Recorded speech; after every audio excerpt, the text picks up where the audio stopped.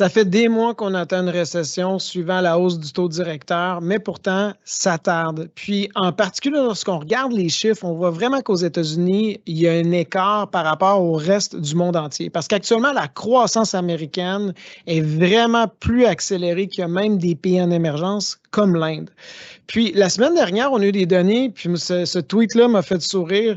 On disait que les attentes, les craintes de récession commencent vraiment à s'accélérer, à s'intensifier au moment où le PIB américain augmente de 3,3 au dernier trimestre. Qui aurait pu imaginer ça? Donc, quand on regarde les données au niveau de la croissance du PIB au dernier trimestre, ça a été nettement au-dessus des attentes. On s'attendait à une croissance de 2 ce qui était déjà très bon, distinct de ce qu'on peut retrouver ailleurs dans le monde entier, mais ça a été de 3,3 Et c'est quoi la source? On le voit clairement, le consommateur est de retour, est vraiment plus présent depuis 6 mois qu'on l'aurait pu imaginer avec la hausse du taux d'intérêt qu'on a observé.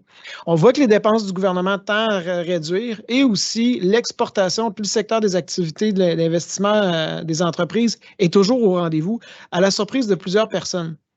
Puis, on le sait que le consommateur, puis je n'ai parlé dans d'autres chroniques, réagit un peu mieux par rapport à la hausse du taux d'intérêt, mais on se dit, ouais, mais le secteur des entreprises devrait ralentir. Puis moi, une autre donnée qui m'a étonné la semaine dernière, c'est que ça fait 9 trimestres consécutifs que les entreprises investissent.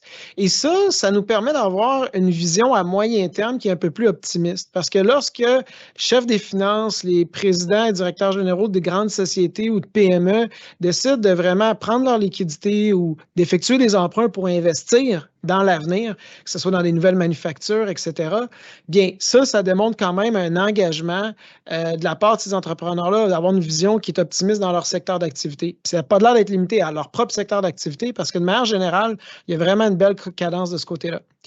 Depuis le début du COVID, le secteur du service, en fait, depuis 2022, tire mieux son épingle du jeu. Je parle au voyage, à tout ce qui est le secteur des spectacles, l'hôtellerie, etc., tient mieux la barre que le secteur manufacturier parce que maintenant, les gens se tournent plus vers l'expérience que la consommation de biens qui avait été vraiment forte au début à la jeunesse du COVID. Et là encore, on a des données légèrement supérieures aux attentes. Mais ce qui était le plus étonnant, c'est le fameux le secteur manufacturier.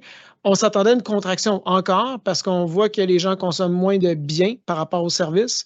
Pourtant, ça a été quand même un rebond plus élevé que le marché s'attendait. Donc, les entreprises investissent et là, on voit le secteur manufacturier. C'est juste une donnée, il ne faut pas généraliser, mais qui commence à reprendre encore du secteur manufacturier.